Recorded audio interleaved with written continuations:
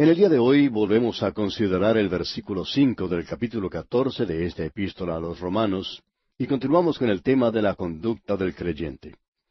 Estamos hablando de lo que es la separación para con Dios y de la separación de los hijos de Dios. Usted puede recordar que al comienzo mismo de este libro, Pablo dice que él es un apóstol apartado para el Evangelio. Y dijimos al principio, creo que en nuestro primer estudio en esta epístola a los Romanos, que la separación no es de algo, sino para algo. Cuando un joven se casa, es separado, apartado para una joven. Y es mejor que lo sea porque eso es lo que significa el matrimonio. La separación no es la parte importante. Lo que sí tiene importancia es para qué ha sido separado.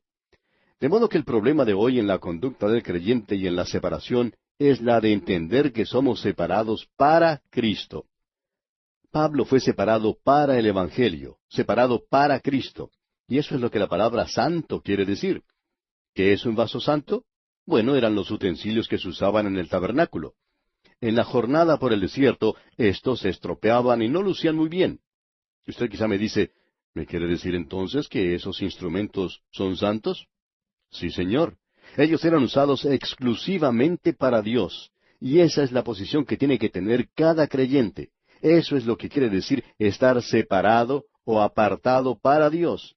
Todo lo que en realidad es enseñado es que somos separados para Él. Usted le ama su palabra, quiere estar con Él, quiere andar con Él. Entonces la separación no es un problema. El problema lo tienen esos super santos separados que nos preocupan tanto porque dicen, no debes hacer esto o aquello o esto otro. Por supuesto que lo hago. Y creemos que ellos se están metiendo en cosas que realmente no les incumbe cuando tratan de controlar la vida de los demás. Creemos personalmente que cualquier cosa que haga el creyente tiene que hacerlo con convencimiento, con entusiasmo. Y ese es el primer gran principio presentado por Pablo en el versículo 5. Podríamos leer este versículo de la siguiente manera. Por un lado, uno hace diferencia entre día y día. Por otro lado, otro juzga iguales todos los días. Cada uno esté plenamente convencido en su propia mente. El doctor J. Vernon McGee, autor de estos estudios bíblicos, refiere que cuando era joven estudiante del seminario, pertenecía a una denominación que era muy estricta.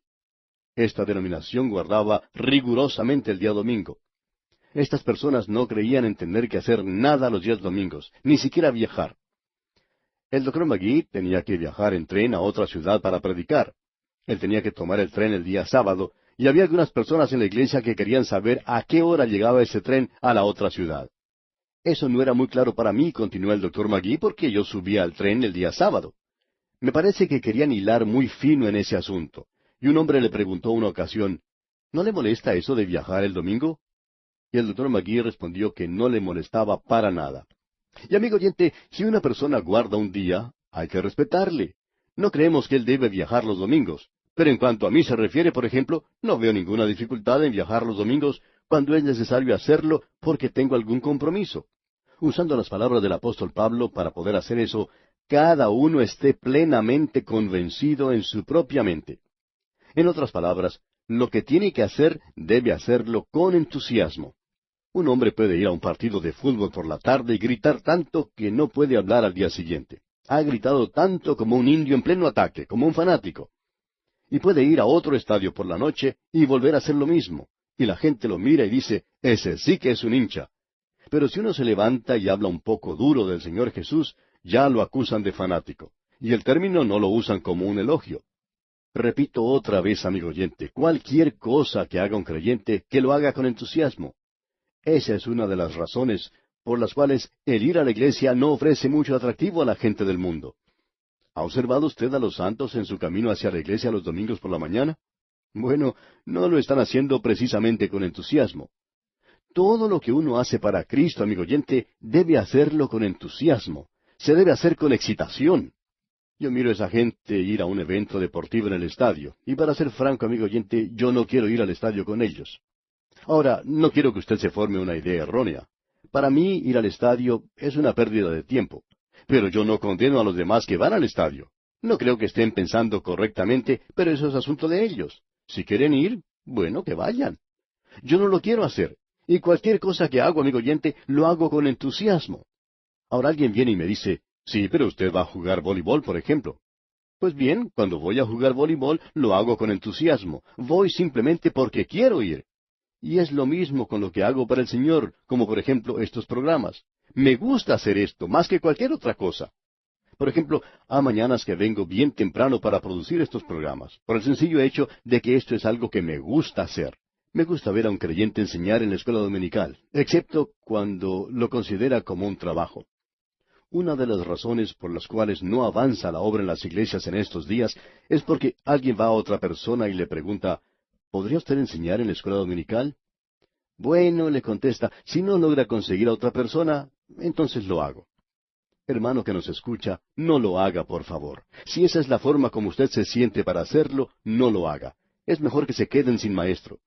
Creemos que hay personas que están cometiendo un pecado al hacer algunas obras en la iglesia, porque lo que debemos hacer, y este es el primer gran principio o norma, es que tenemos que estar convencidos en nuestra propia mente.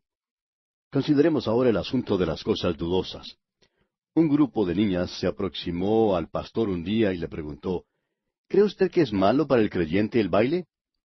Y la respuesta creemos que les sorprendió un poco. El pastor dijo, bueno, creo que para mí está bien, pero está mal para ustedes. Ellas se quedaron con la boca abierta y le dijeron, ¿qué quiere decir con eso?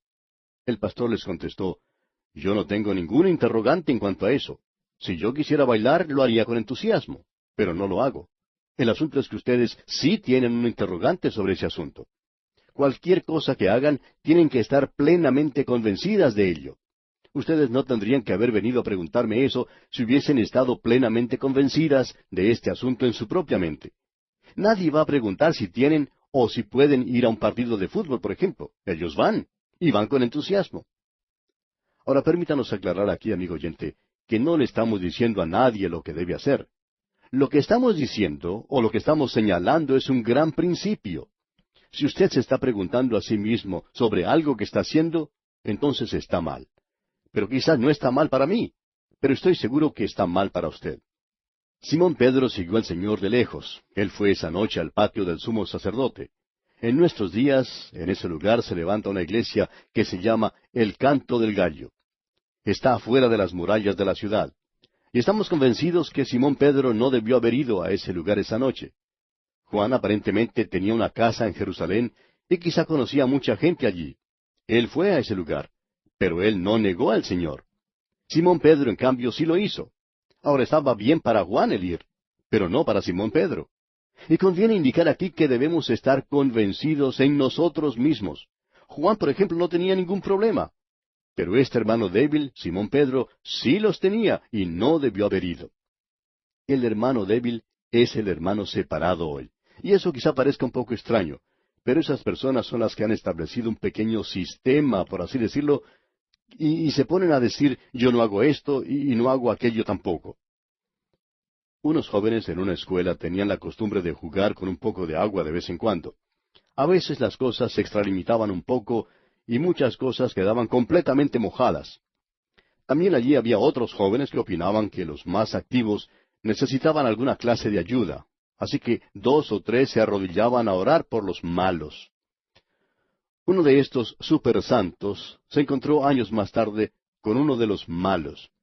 Las cosas habían cambiado mucho porque este último era pastor de una iglesia y el super santo tenía problemas en su hogar y estaba por separarse de su esposa.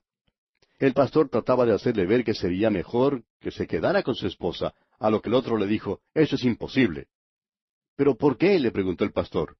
Porque tengo una hijita con una mujer en Australia y yo me quiero casar con ella. Este era uno de aquellos super santos. Y permítanos enfatizar otra vez, amigo oyente, que el hermano débil es aquel que es completamente separado.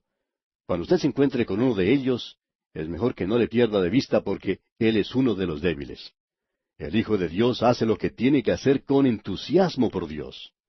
Y estos son los que logran completar la tarea en nuestros días.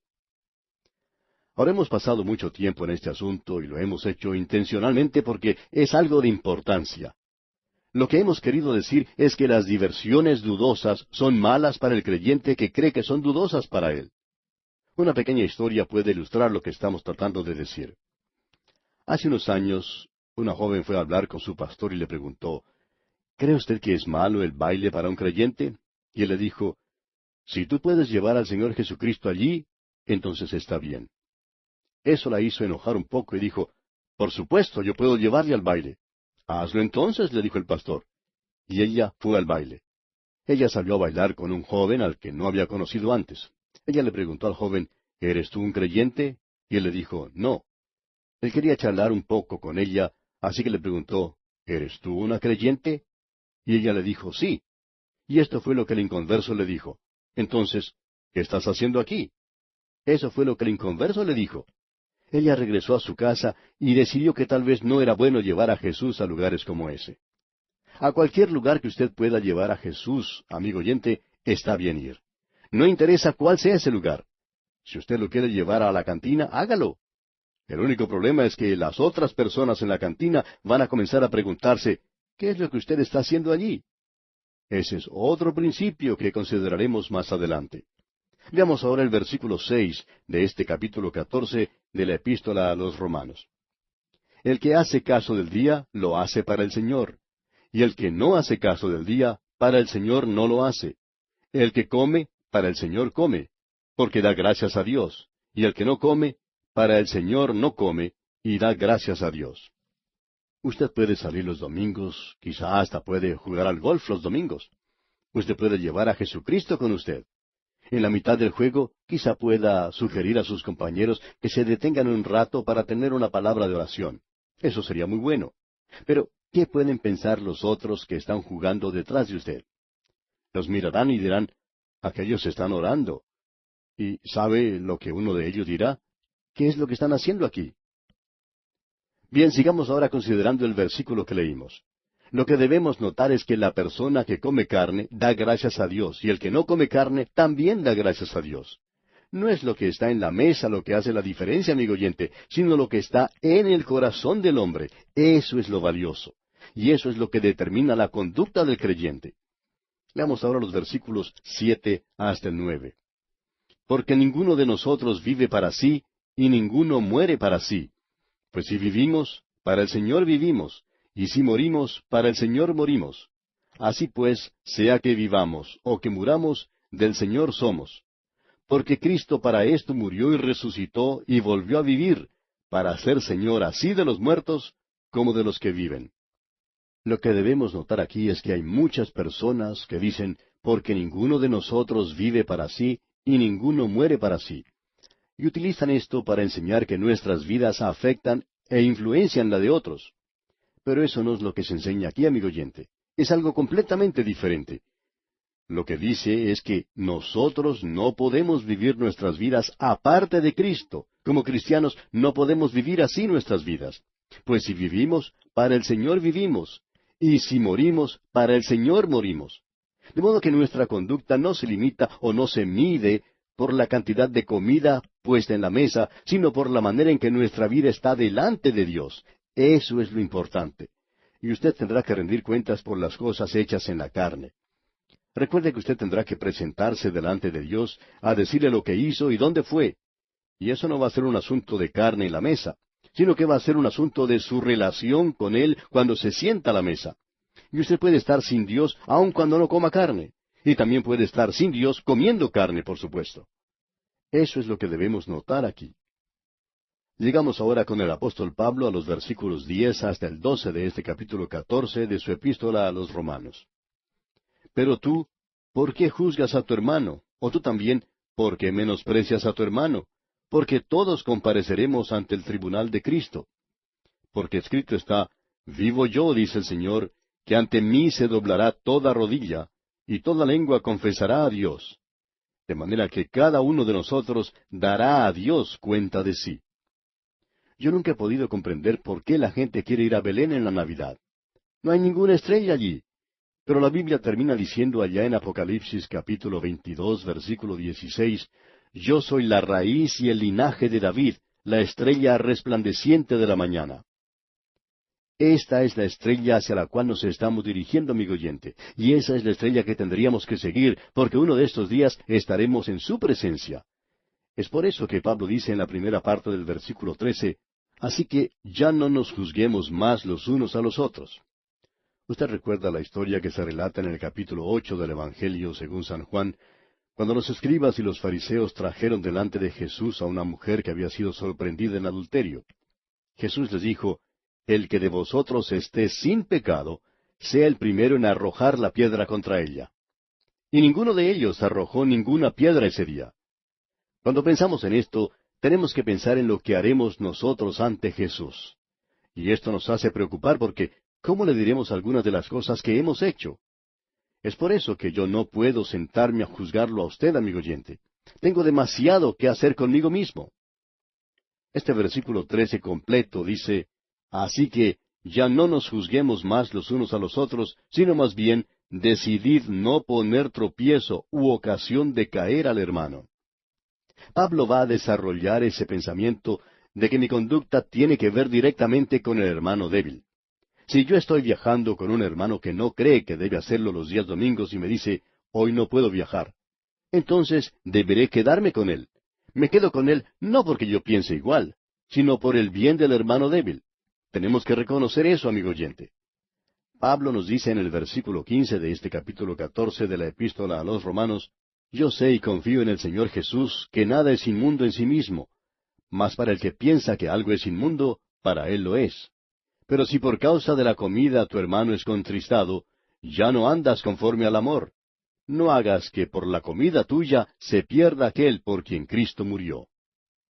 No nos destruyamos mutuamente, amigo oyente. Hay algunas iglesias donde se acostumbra a hacer esto en demasía.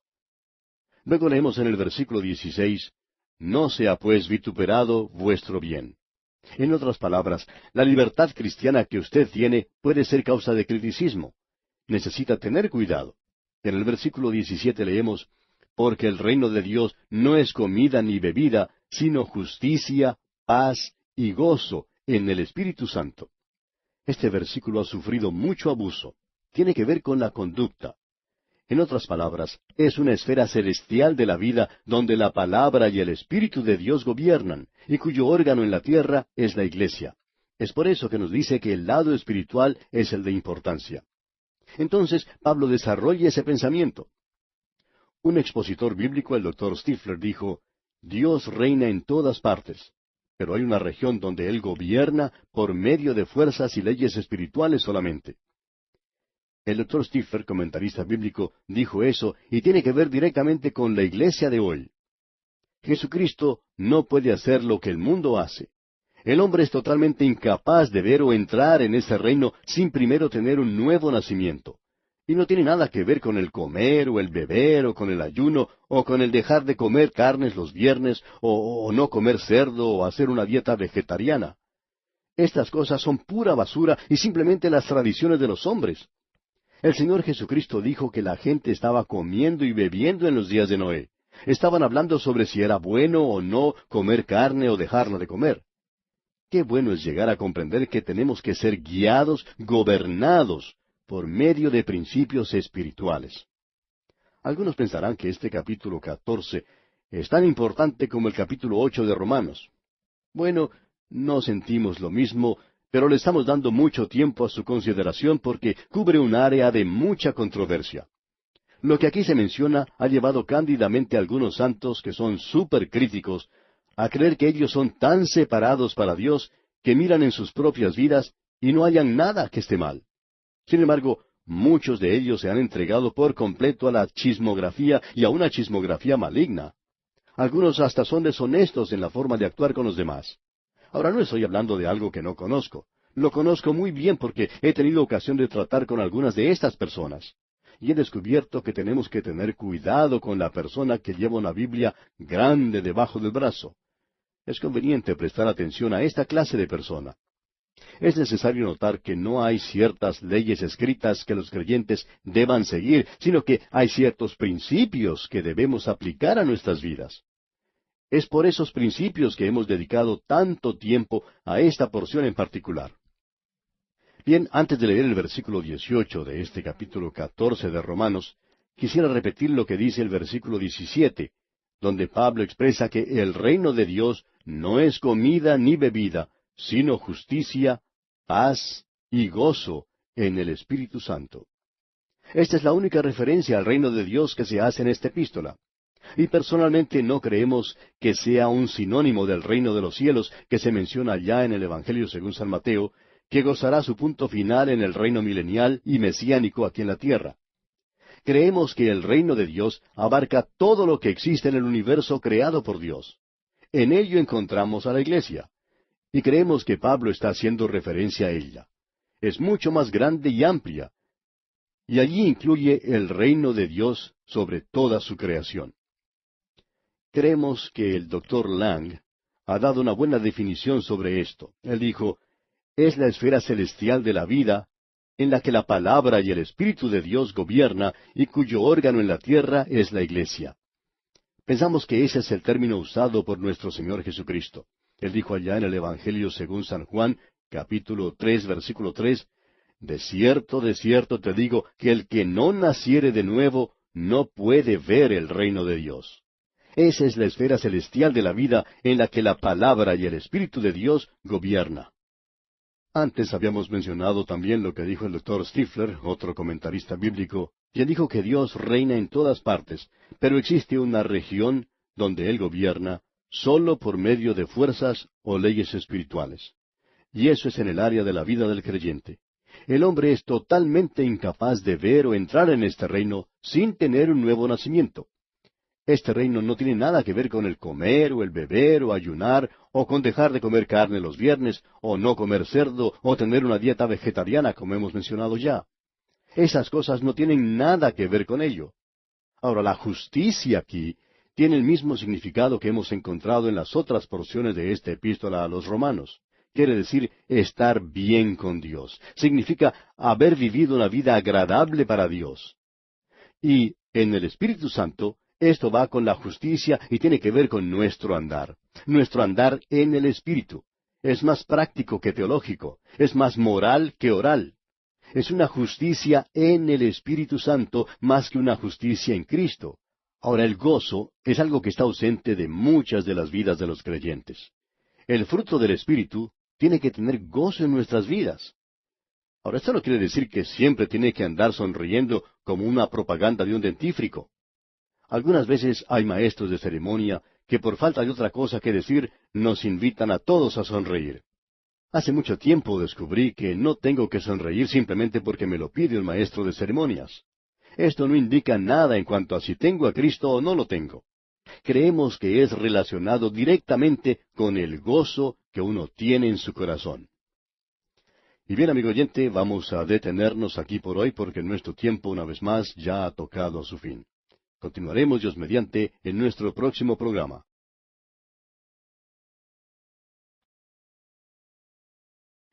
Continuamos hoy estudiando el capítulo 14 de esta epístola del apóstol Pablo a los romanos. Y en nuestro programa anterior decíamos que el hombre es totalmente incapaz de ver o entrar en el reino de Dios sin tener un nuevo nacimiento. Este reino no tiene nada que ver con comer o beber o ayunar, o con dejar de comer carne los viernes, o no comer cerdo, o tener una dieta vegetariana. Esas cosas no tienen nada que ver con esto. Ahora, la justicia que se menciona en el versículo 17 tiene el mismo significado que hemos encontrado en las otras porciones de esta epístola a los romanos. Quiere decir estar bien con Dios. Significa haber vivido una vida agradable para Dios y en el Espíritu Santo. Esto va con la justicia y tiene que ver con nuestro andar en el Espíritu. Es más práctico que teológico, es más moral que oral. Es una justicia en el Espíritu Santo más que una justicia en Cristo. Y el gozo que también se menciona en el versículo 17 es algo que está ausente de muchas de las vidas de los creyentes. El fruto del Espíritu tiene que tener gozo en nuestra vida. Esto no quiere decir que siempre uno tiene que andar sonriendo como una propaganda de un dentífrico. Algunas veces hay maestros de ceremonias que, por falta de otra cosa que decir, nos invitan a todos a sonreír. Pero aprendí hace mucho tiempo que no tengo que sonreír simplemente porque me lo pida un maestro de ceremonias. Esto no indica nada en cuanto a si tengo a Cristo o no lo tengo. Creemos que es más bien relacionado directamente con el gozo que uno tiene en su corazón. Y ahora el apóstol Pablo nos dice aquí en el versículo 18 de este capítulo 14 de la epístola a los romanos, porque el que en esto sirve a Cristo agrada a Dios y es aprobado por los hombres. Ahora, el apóstol no está tratando de decir que no habrá literalmente un reino en la tierra. El Señor Jesucristo dijo allá en el Evangelio según San Mateo, capítulo 26, versículo 29, y os digo que desde ahora no beberé más de este fruto de la vid, hasta aquel día en que lo beba nuevo con vosotros en el reino de mi Padre. Habrá literalmente un reino en esta tierra. El apóstol está hablando de una región espiritual en la que usted entra por medio del nuevo nacimiento. Y estas son las cosas para el que está sirviendo a Cristo. En esto agrada a Dios y es aprobado por los hombres. Ahora, esto no quiere decir que los hombres se van a poner a aplaudirlo y a vitorearlo porque sea un creyente. Lo contrario es más posible. Hasta lo pueden perseguir. Pero por debajo, los hombres aprueban a los creyentes que son genuinos. Y también desprecian y rechazan lo que es hipócrita y lo que es falso. Ese es un gran principio de conducta. El andar y el hablar del creyente debe agradar a Dios y lograr la aprobación de la conciencia de los hombres. Veamos ahora el versículo 19. Así que sigamos lo que contribuye a la paz y a la mutua edificación. El propósito del apóstol Pablo es el de dar una exhortación al creyente, y es una exhortación doble. El buscar la paz en este versículo quiere decir proseguir hacia el blanco. El creyente tiene que hacer un esfuerzo sincero por evitar el uso de comidas u otras cosas que puedan ofender al hermano. De paso, podemos decir que este es el aspecto negativo de la exhortación que está dando Pablo. Tenemos que fijar nuestras miras en los valores espirituales. Justicia, paz y gozo en el Espíritu Santo. Esas son las cosas que nos edifican y no nos destruyen. Es imposible crecer para el Hijo de Dios, como veremos dentro de poco, aparte de la palabra de Dios. Luego en el versículo 20 leemos, no destruyas la obra de Dios por causa de la comida. Todas las cosas a la verdad son limpias, pero es malo que el hombre haga tropezar a otros con lo que come. Fíjese usted, no destruyas la obra de Dios por causa de la comida, dice. El creyente tiene la libertad de comer carne o dejar de comerla. La carne no nos ensalza ante Dios. Pero por el bien de lo físico, no destruya la obra de Dios en el corazón de algún creyente débil. No haga algo que cause un mal grande en su vida. Aún el veneno viejo puede ser peligroso. Lo que es alimento para una persona puede ser veneno para otra. En Esaú tenemos un ejemplo. Él no tenía ningún respeto para con Dios. Tampoco apreciaba su primogenitura y estuvo dispuesto a cambiarla por un plato de lentejas. Nuestro consejo, amigo oyente, es que no venda usted su primogenitura para satisfacer su apetito. Leamos ahora el versículo 21. Bueno es no comer carne, ni beber vino, ni nada en que tu hermano tropiece, o se ofenda, o se debilite. Pablo vuelve otra vez al tema de comer y beber, y pensamos que en esto a veces ofendemos a algunas personas. Ahora el versículo 22 nos da el segundo gran principio de la conducta cristiana. Escucha atentamente mientras leemos. ¿Tienes tu fe? Tenla para contigo delante de Dios. Bienaventurado el que no se condena a sí mismo en lo que aprueba. El apóstol Pablo está presentando aquí el otro aspecto de la conducta del creyente. Nos está diciendo que cuando esperamos o tratamos de hacer algo para Dios, debemos hacernos la pregunta, ¿es propio para mí el hacer esto? ¿Lo puedo hacer con gran entusiasmo, expectación y gozo? En esta exhortación miramos hacia atrás, hacia lo que hemos hecho. Dice, bienaventurado, es decir, feliz es el hombre que no se condena a sí mismo en lo que ha hecho. Permítanos ahora usar una ilustración un poco ridícula. Esperamos que no sea malentendida. Alguien hizo esta pregunta. ¿Puede un creyente emborracharse? Y la respuesta es sí.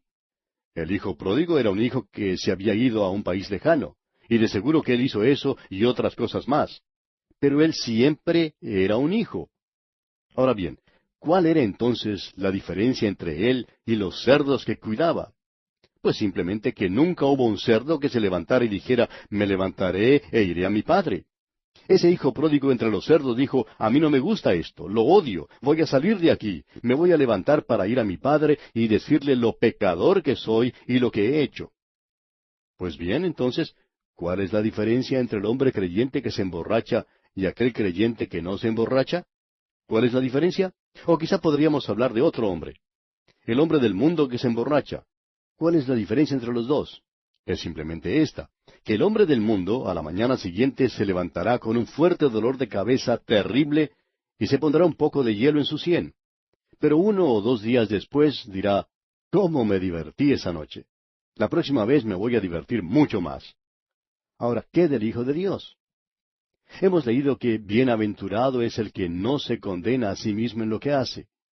Ese Hijo de Dios por la mañana, con un dolor de cabeza tremendo, se arrodilla al lado de su cama y confiesa ante Dios y dice, Señor, Dios, me aborrezco a mí mismo. No quiero volver a hacer eso. El hijo pródigo dijo, me levantaré e iré a mi padre. Y el Señor Jesucristo dijo a sus discípulos que lavaría sus pies. Y allá en la primera carta del apóstol Juan, capítulo 1, versículo 9, leemos, si confesamos nuestros pecados, Él es fiel y justo para perdonar nuestros pecados y limpiarnos de toda maldad. Lo interesante en el relato del hijo pródigo es que no tenemos ninguna información de que él volvió al año siguiente a estar con los cerdos. A él no le gustó eso. Esa es la diferencia, amigo oyente, y esa es la diferencia en el día de hoy. Bienaventurado el que no se condena a sí mismo en lo que aprueba. Amigo creyente, ¿está usted haciendo algo hoy que al mirar atrás más adelante, luego de haberlo terminado, se tenga que aborrecer a sí mismo? No importa lo que sea, eso está mal, muy mal. Usted puede aún estar yendo a la iglesia. Para algunas personas ese es el lugar más peligroso. Fue peligroso para Simón Pedro cuando se encontraba en el aposento alto. Hay muchos que dicen, si yo pudiera haber estado con Jesús en el aposento alto, cuán hermoso hubiera sido. Pero, ¿se ha detenido usted a pensar que ese era el lugar más peligroso de toda Jerusalén esa noche? Alguien cuenta de un predicador que fue allí y que luego contó lo que había experimentado. Él pensó que cuando le mostraron cierto lugar, había visto en realidad el aposento alto. Ahora lo que sí le mostraron fue algo edificado allá en el siglo X o XI. Es algo que podemos decir fue hecho recientemente para mostrar a los turistas. Quizá no esté localizado ni en el mismo sitio en que estaba el original. Opinamos que el original estaba en otro sector de la ciudad. Pero como quiera que sea, este hombre dijo, ¡ah, qué emociones las que sentí cuando estuve allí! Qué hermoso hubiera sido haber estado en esa ocasión con el Señor allí en el aposento alto. Pues bien, ese hubiera sido el peor lugar en Jerusalén. ¿Y sabe por qué? Porque se nos dice que Satanás estaba allí. No sabemos si él estaba en una zona de tolerancia o con los borrachos en la cantina. Ahora no creemos que haya estado allí porque él ya tiene en su poder a esa gente. ¿Para qué perder el tiempo con ellos? Él los tiene más o menos asegurados, así es que fue a otro lugar completamente diferente. Él estaba allí en el aposento alto. Amigo oyente, a veces el lugar más peligroso puede ser la iglesia misma. Así es que usted se tiene que condenar a sí mismo. Regresa usted de la iglesia y dice, me hubiera gustado haberme quedado con la boca cerrada. ¿Por qué tuve que decir lo que dije? Bueno, usted no debió haberlo dicho. Y le puedo repetir aquí las palabras del apóstol. Bienaventurado el que no se condena a sí mismo. Es mucho mejor poder mirar atrás y decir, me alegro de haber hecho eso, me alegro de haber visto a fulano de tal. Sigamos ahora con el versículo 23 de este capítulo 14 de la epístola a los Romanos. Pero el que duda sobre lo que come es condenado, porque no lo hace con fe, y todo lo que no proviene de fe es pecado. Dice aquí que todo lo que no proviene de fe es pecado. Amigo oyente, usted tiene que creer en lo que está haciendo, y si no lo cree, entonces no debería hacerlo. El creyente es salvo por la fe, él debe andar también por fe, y por medio de eso se puede probar su conducta. Así concluimos el capítulo 14 de la epístola a los Romanos. Usted puede notar que al comenzar ahora con el capítulo 15, entramos en la parte final de esta epístola a los Romanos. Hemos visto la relación del creyente hacia los demás creyentes y hacia los de afuera. Ahora, en primer lugar, tenemos el tercer gran principio mencionado aquí, y es el que da la consideración al hermano débil. En realidad es la continuación del capítulo anterior. En los primeros 3 versículos tenemos el tema de la separación. Luego tenemos la consolidación, la unión de los judíos y los gentiles en un solo cuerpo para glorificar a Dios. Tenemos también la continuación del testimonio personal del apóstol Pablo como apóstol a los gentiles y a los romanos en particular. Esta sección concluirá el principal argumento de esta epístola. y Pablo volverá a hablar de las relaciones personales. Quizás sea necesario mencionar aquí lo relacionado con algunas críticas que han recibido estos dos últimos capítulos de esta epístola, ya que hay algunos que dudan de la autenticidad de ellos, y lo hacen sin ninguna razón válida o evidencia documentada sobre la paternidad literaria de Pablo. Pero era la costumbre de cierta escuela en tiempos pasados la de poner en tela de juicio lo relacionado al autor de la carta. Creemos que en nuestros días se ha establecido sin lugar a dudas que Pablo fue su autor, y podemos concluir con las palabras que el doctor Kern, un comentarista bíblico, usa en el estudio sobre el Nuevo Testamento cuando dice, a pesar de esas objeciones, la integridad de la epístola tal cual está es verdadera. Continuamos ahora con el estudio. Llegamos pues al tercer gran principio de la conducta cristiana. Leamos el primer versículo de este capítulo 15. Así que, los que somos fuertes, debemos soportar las flaquezas de los débiles, y no agradarnos a nosotros mismos. Este es el tercer y último gran principio, guía que debe gobernar la conducta del creyente. Pablo se identifica a sí mismo entre los hermanos fuertes, y él insiste en que éstos deben mostrar consideración por los sentimientos y los prejuicios que puedan tener los débiles. Cuando usted invita a algún creyente a su casa y éste no cree en los bailes, pues no vaya a organizar uno en su beneficio, porque terminará por ofenderlo. Quizá usted pueda bailar, yo no. Es que, como usted puede ver, yo soy un creyente débil. Y hay ciertas cosas que definitivamente no puedo hacer, y una de las razones por la cual yo no puedo hacer ciertas cosas es la consideración que debo tener por los otros. No he asistido a un teatro para ver cine por muchos años. Ya ni me acuerdo la última vez que lo hice. Alguien me dirá, así que usted es uno de esos hermanos apartados que no creen que deben ir al cine. Bueno, quizás usted pueda ir, amigo oyente, no lo sé. Yo no le estoy condenando, pero yo no puedo ir. Y una de las razones la tenemos delante de nosotros, la consideración del hermano débil. Dice aquí, los que somos fuertes. Yo siento que podría ir. No creo que algunas de las películas me vayan a disgustar. Pero nosotros, los que somos fuertes, debemos soportar las flaquezas de los débiles y no agradarnos a nosotros mismos, dice el versículo. Pero yo no le voy a condenar a usted por ir al cine. Recuerde lo que dijo el apóstol Pablo allá en su primera carta a los Corintios, capítulo 8, versículo 13. Por lo cual, si la comida le es a mi hermano ocasión de caer, no comeré carne jamás, para no poner tropiezo a mi hermano. Pablo parece decirnos, yo puedo comer carne, me encanta comer un buen asado, pero no lo voy a comer si ofende a mi hermano. Y en su primera carta a los Corintios, capítulo 10, versículo 24, leemos, ninguno busque su propio bien, sino el del otro. Busque el bien de los demás, amigo oyente. Y allá en su carta a los Gálatas, capítulo 6, versículo 2, el apóstol nos dice, sobrellevad los unos las cargas de los otros y cumplid así la ley de Cristo. Pasemos ahora al versículo 2 de este capítulo 15 de la epístola a los Romanos. Cada uno de nosotros agrade a su prójimo en lo que es bueno para edificación.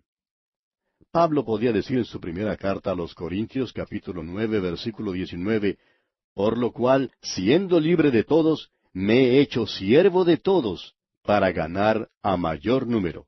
Y sigue diciendo en el versículo 20, me he hecho a los judíos como judío, para ganar a los judíos.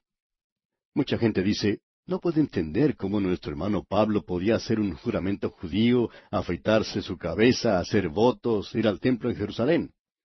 Bueno, usted lo entendería, amigo oyente, si entendiera lo que Pablo dice allá en su primera carta a los Corintios, capítulo 9, versículo 20. Él dice, me he hecho a los judíos como judío, para ganar a los judíos, a los que están sujetos a la ley, aunque yo no esté sujeto a la ley, como sujeto a la ley, para ganar a los que están sujetos a la ley. Hay algunos creyentes que dicen, yo nunca entraría en una iglesia que no sea evangélica. Un pastor cuenta que cuando él estaba estudiando en un seminario, salía a pasear con una muchacha que no era creyente, y juntos iban a la iglesia de ella y a la iglesia evangélica. Hacían esto de común acuerdo. ¿Y sabe usted qué ocurrió? La muchacha llegó a conocer a Cristo Jesús como su Salvador personal. Hay algunos que llamamos super santos que nunca harían tal cosa. Lo que no debemos hacer son cosas que son definitivamente malas. Alguien nos puede decir, bueno, ¿Y hasta dónde va uno? ¿Cuál es el límite? Cierto grupo fue a uno de esos clubes nocturnos a dar su testimonio. Bueno, creemos que fueron a un mal lugar. Hay algunas cosas que no está bien hacer. Alguien dirá, ¿por qué no ir a un club nocturno y tomar un trago con ellos? Por supuesto, una joven hizo esto y terminó siendo alcohólica. Eso está definitivamente mal. Estamos hablando de cosas dudosas. Volvamos al tema del cine y del teatro. ¿Iría usted al cine o al teatro? Si pienso que puedo ganar a alguien para Cristo, sí iría. Pero como he dicho antes, no he ido a un teatro por muchos años. Permítame decirle, amigo oyente, que lo que yo hago es cosa mía, y lo que usted hace es cosa suya. Yo voy a tener que rendir cuentas a Cristo, y usted también. Lo que hacemos, lo hacemos porque tenemos que rendir cuentas, y lo que hacemos, lo hacemos porque debemos, porque le amamos y queremos servirle. Eso es lo importante. Y llegamos ahora al versículo 3 de este capítulo 15 de la epístola a los Romanos. Porque ni aun Cristo se agradó a sí mismo, antes bien, como está escrito, los vituperios de los que te vituperaban cayeron sobre mí.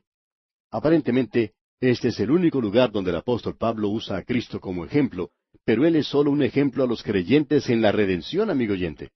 Nunca debemos tratar de imitarlo porque francamente nadie ha sido santificado o llegado a ser un creyente siguiendo un ejemplo.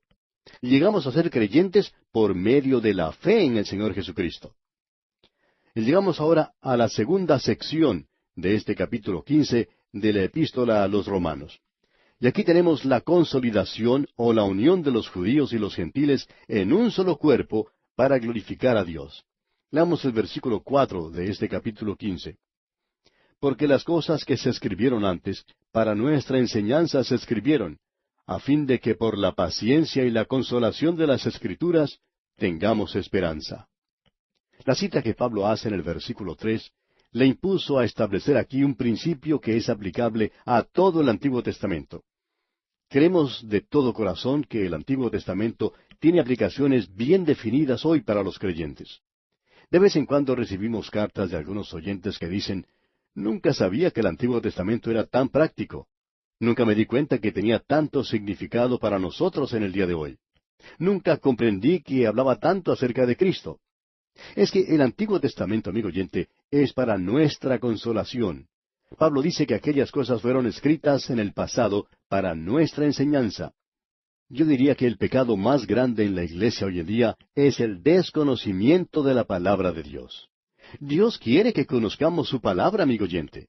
Si usted es diácono en la iglesia o desempeña algún oficio dentro de ella y no conoce la palabra de Dios, pues mejor es que se ocupe en estudiarla y que incluya el Antiguo Testamento en sus estudios. Estas cosas fueron escritas para su enseñanza y para mi enseñanza.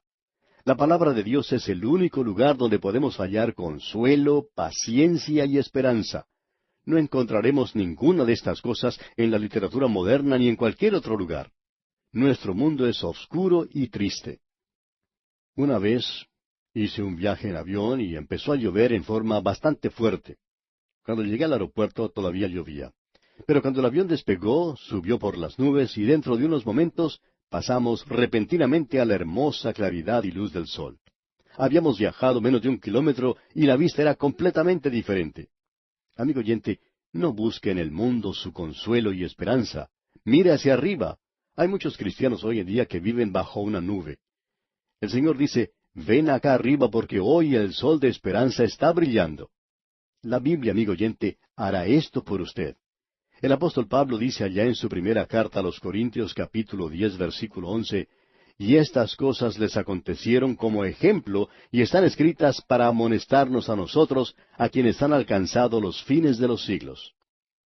Cuando estudiamos acerca de David, recibimos muchas cartas que decían que la historia de David les había servido para darles mucho ánimo.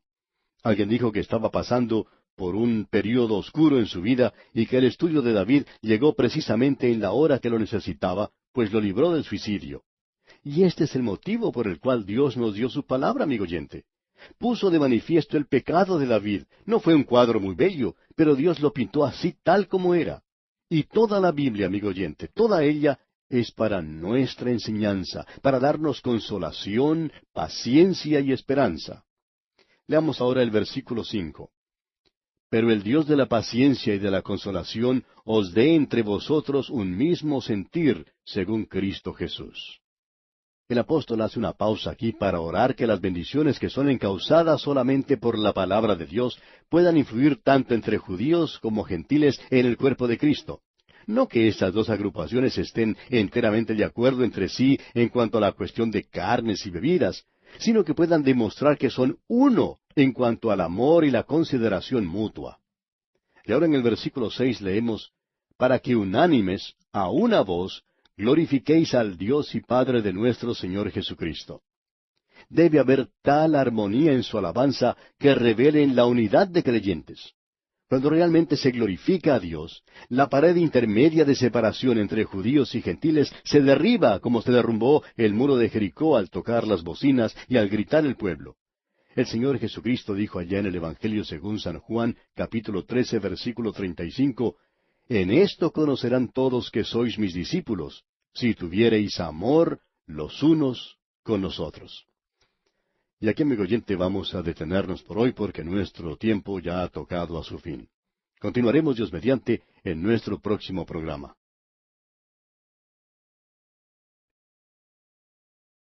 Continuamos nuestro estudio en este capítulo 15 de la Epístola a los Romanos, y en nuestro programa anterior estábamos hablando de la consolidación o unión de judíos y gentiles en un solo cuerpo para glorificar a Dios. Y llegamos hasta el versículo 6 de este capítulo 15 y decíamos que debe haber tal armonía en la alabanza de los creyentes que revele la unidad entre ellos. Cuando realmente se glorifica a Dios, la pared intermedia de separación entre judíos y gentiles se derriba, como se derrumbó el muro de Jericó al tocar las bocinas y al gritar el pueblo. El Señor Jesucristo dijo allá en el Evangelio según San Juan, capítulo 13, versículo 35, en esto conocerán todos que sois mis discípulos, si tuviereis amor los unos con los otros. Cierta vez a un campesino le preguntaron si él no creía que las cercas que separan las fincas echaban a perder el paisaje. El campesino estuvo de acuerdo con eso, pero dijo que allí se cultivaba un maíz que crecía más alto que la cerca. Por tanto, las cercas quedaban escondidas. Los desacuerdos, amigo oyente, entre los hermanos en Cristo quedan escondidos por la vida fructífera de alabanza. La unión política entre las iglesias es en realidad un sustituto malo para la armonía que debe reinar en la iglesia. Continuamos hoy con el versículo 7 de este capítulo 15 y dice, por tanto, recibíos los unos a los otros, como también Cristo nos recibió para gloria de Dios. Dios recibe al hombre sobre la aceptación sencilla de Cristo, sea éste fuerte o débil, alto o bajo, judío o gentil. Tanto el fuerte como el débil deben recibirse en comunión el uno al otro. La gloria de Dios es el objetivo supremo. Cierta vez una persona escribió a un predicador y le dijo, ¿por qué es que a veces usted es tan crítico en cuanto a cierto sector del pueblo evangélico? Algunos de esos hermanos les son muy amistosos y le invitan a predicar en sus iglesias. El predicador en su respuesta le explicó que ellos tienen más de la gracia de Dios que la que él tiene. Pero en su carta esa persona seguía diciendo, estamos de acuerdo en cuanto a demasiadas cosas, como para dejar que una o dos nos separen. Y amigo oyente, es importante reconocer esta verdad. Necesitamos reconocer que aunque podamos diferir sobre algunos puntos, entre todos los verdaderos creyentes en Cristo estamos de acuerdo en cuanto a los principales, y eso es lo que es importante. Debemos recibir a otros como Cristo también nos recibió a nosotros. Dios recibe a los hombres en base a su fe sencilla. Yo necesito reconocer que no estaré siempre de acuerdo con otros y que ellos tampoco siempre estarán de acuerdo conmigo. Por ejemplo, uno puede creer que el hablar en lenguas no sea un don para el día de hoy. Otros pueden creer que lo es. Simplemente debemos orar que todos comprendan la verdad. Uno de estos días, cuando todos estemos en la presencia de Dios, todos estaremos de acuerdo los unos con los otros. Todos se pondrán de acuerdo conmigo en ese día y yo me pondré de acuerdo con ustedes porque todos seremos cambiados, seremos transformados a su imagen y seremos semejantes a Él. Bien, continuemos ahora con los versículos 8 y 9 de este capítulo 15 de la Epístola a los Romanos. Pues os digo que Cristo Jesús vino a ser siervo de la circuncisión, para mostrar la verdad de Dios, para confirmar las promesas hechas a los padres, y para que los gentiles glorifiquen a Dios por su misericordia, como está escrito, por tanto, yo te confesaré entre los gentiles y cantaré a tu nombre. Cuando el Señor Jesucristo entró en el mundo, vino como siervo de la circuncisión. Y esta es la única vez que esto se menciona aquí. Su ministerio fue limitado a la nación de Israel. Allá en el Evangelio según San Mateo, capítulo 15, versículo 24, el mismo Señor Jesucristo respondiendo dijo, No soy enviado sino a las ovejas perdidas de la casa de Israel. Y en el capítulo 10 del mismo Evangelio según San Mateo, versículo 6, leemos, Sino id antes a las ovejas perdidas de la casa de Israel. Estas palabras fueron habladas a sus discípulos.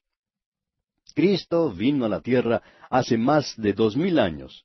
Vino en calidad de bendición para confirmar las promesas hechas a Abraham, a Isaac y a Jacob. Dios dijo que de los lomos de Abraham saldría uno que serviría de bendición al mundo. Él vino para hacer una bendición tanto al gentil como al judío.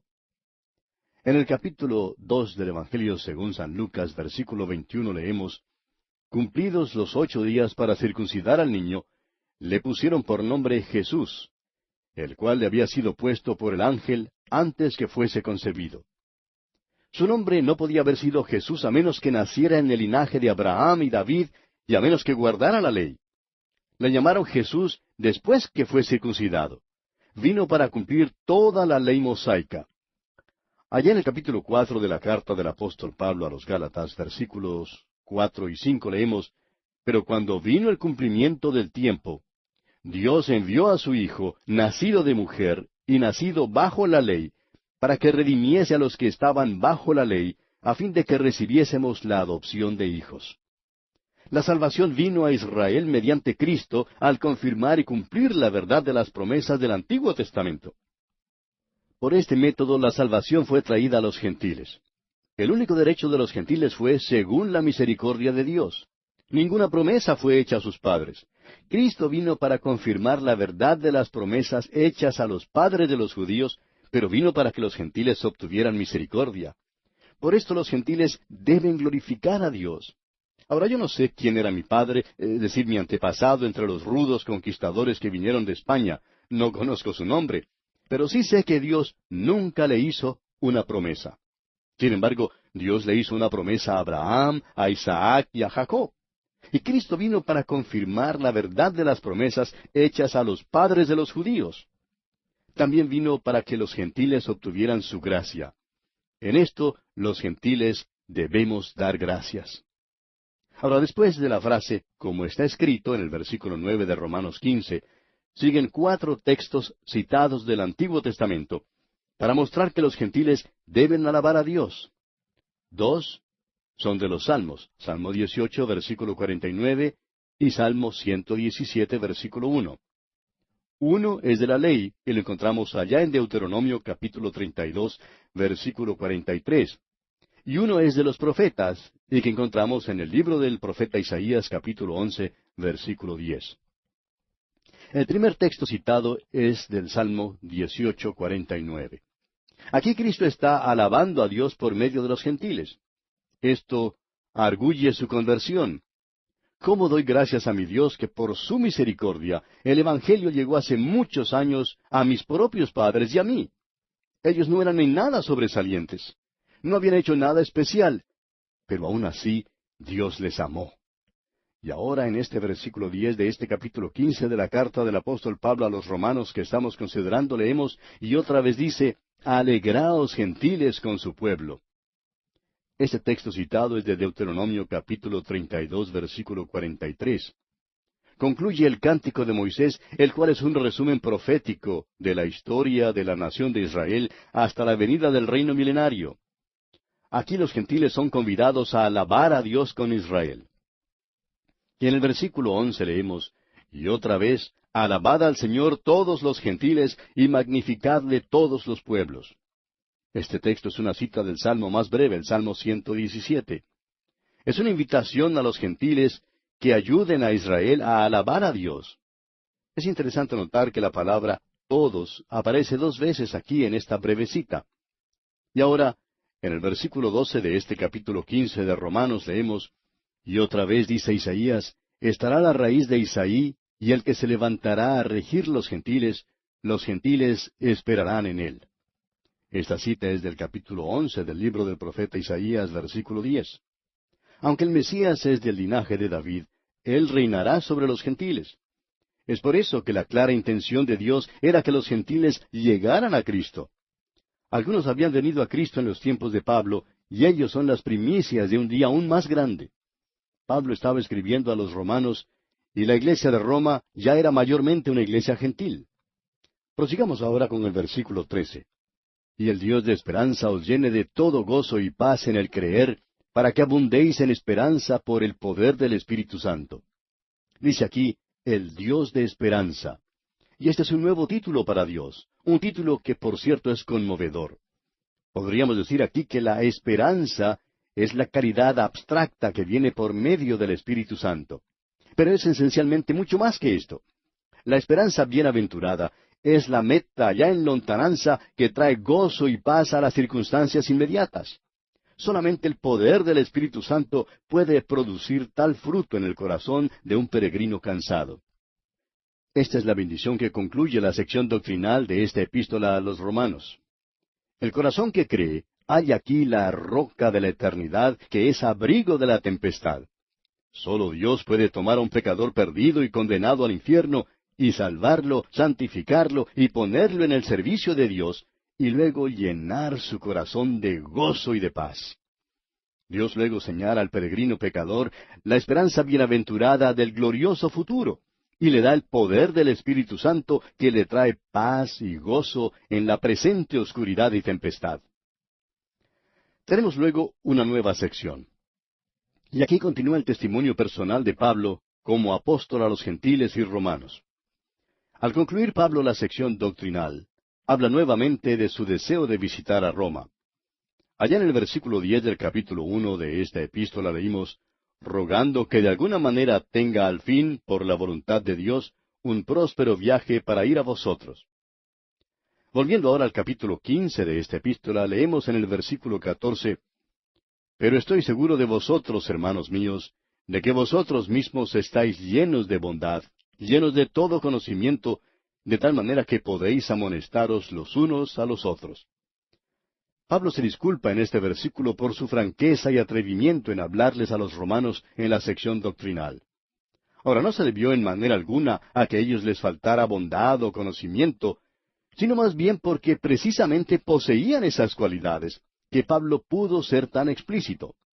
¿No le parece maravilloso esto, amigo oyente?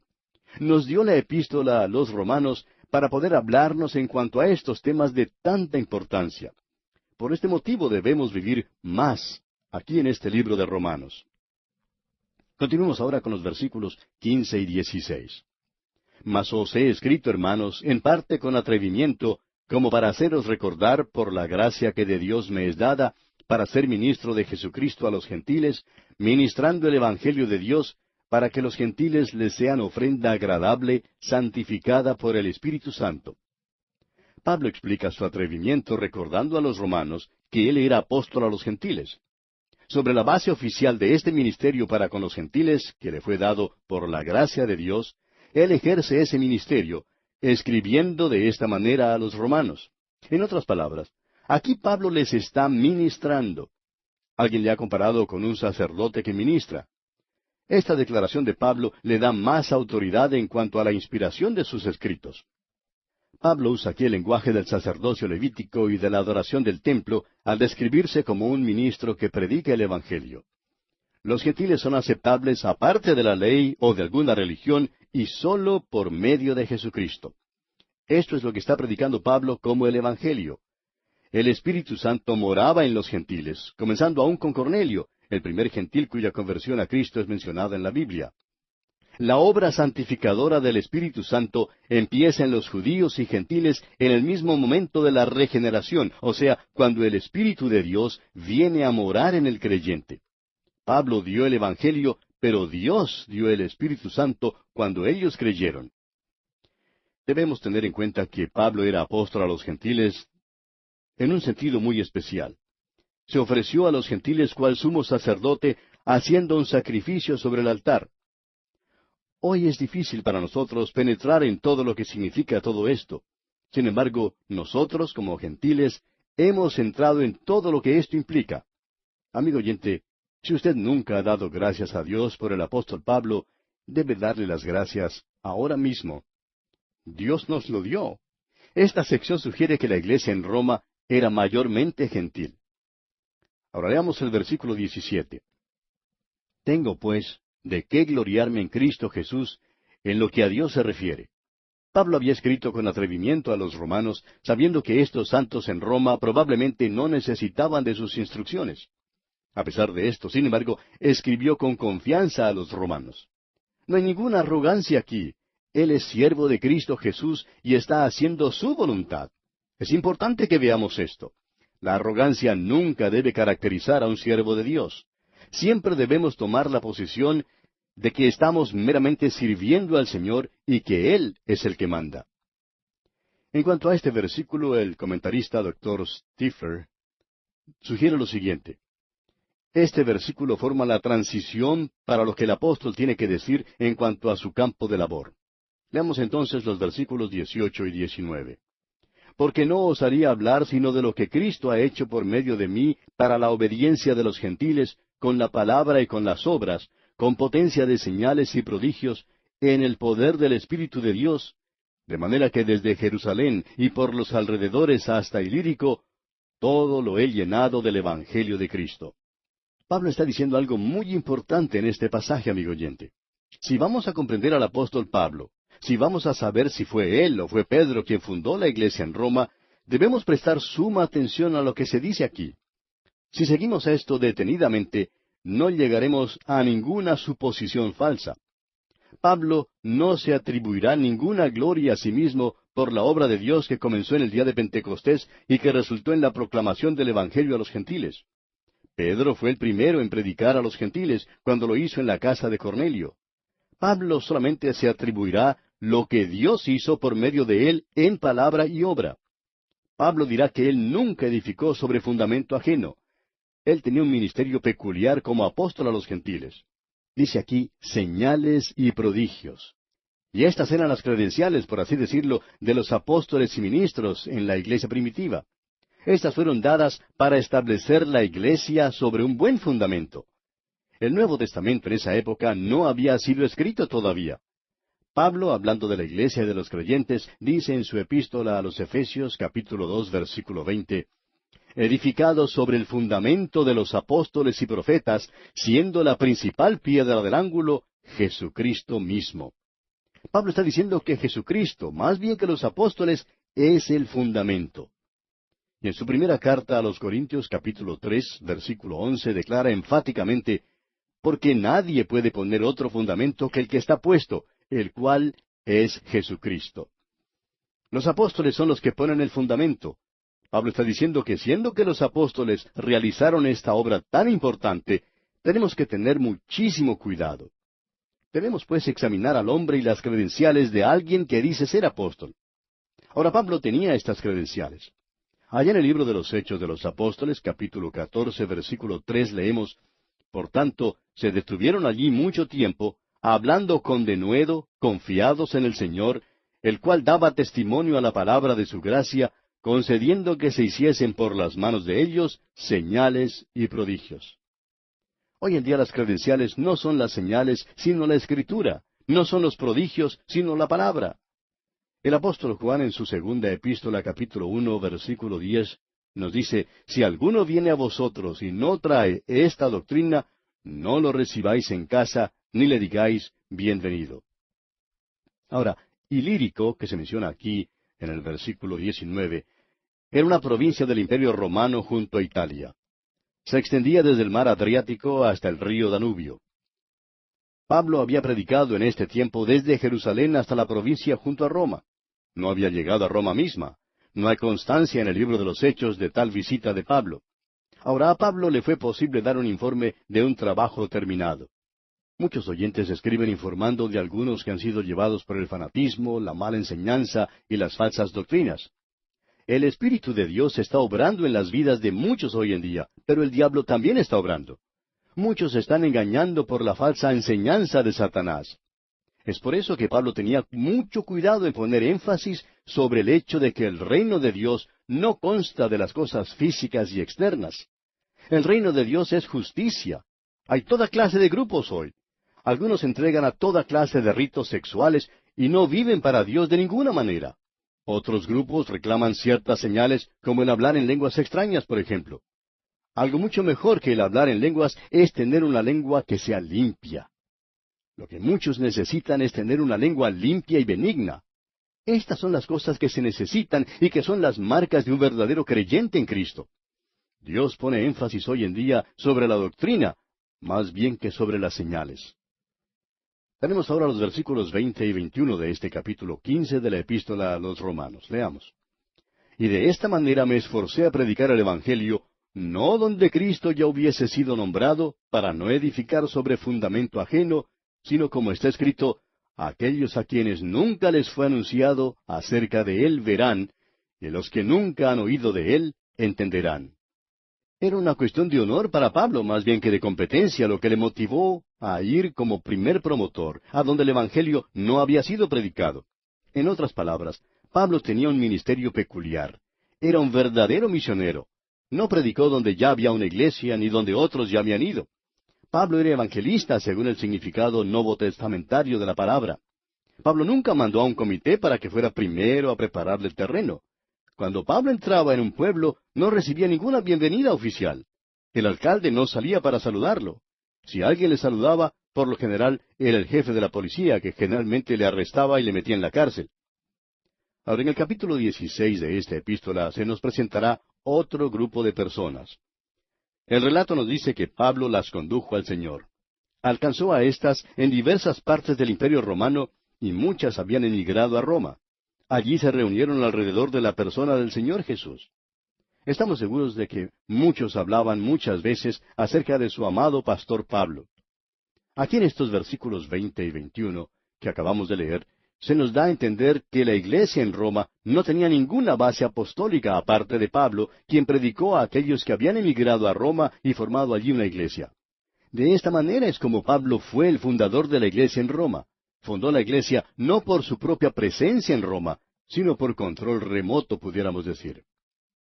Ahora, el texto citado en estos versículos lo encontramos allá en el capítulo 52 del libro del profeta Isaías, versículo 15, que dice en la versión de los 70, «Verán lo que nunca les fue contado y entenderán lo que jamás habían oído». Pablo evidentemente usó esto como su base bíblica para llevar el Evangelio a quienes todavía no habían oído. A Pablo le agradaba en forma especial poder predicar el Evangelio a aquellos que estaban espiritualmente ciegos. Y nos dice ahora aquí en el versículo 22, «Por esta causa me he visto impedido muchas veces de ir a vosotros». Pablo se propuso muchas veces ir a Roma, como lo vemos allá en el capítulo 1, versículo 13 de esta epístola, pero tuvo que completar la tarea que Dios le había dado en el territorio entre Jerusalén y Roma. Cuando Pablo dijo que él había sido impedido muchas veces, podemos estar seguros que en verdad fue impedido muchas veces. Muchos obstáculos fueron puestos en su senda. Muchas veces a los cristianos les es posible, bajo el pretexto de obra misionera, interesarse desmesuradamente en un lugar lejano, con sus costumbres extrañas, mientras descuidan a la iglesia madre. Muchos están dispuestos a dar ofrendas generosas para proyectos misioneros, para que el mensaje del Evangelio sea llevado a una tribu desconocida de escasas personas, y eso es bueno. Pero no dan ninguna asistencia, u oración, ni dinero para la predicación a los millares en su derredor. Pablo, en cambio, cuidó del territorio inmediato antes de ir a otro lugar. Bien, amigo oyente, vamos a tener que detenernos aquí por hoy porque nuestro tiempo ha concluido ya. Continuaremos, Dios mediante, en nuestro próximo programa.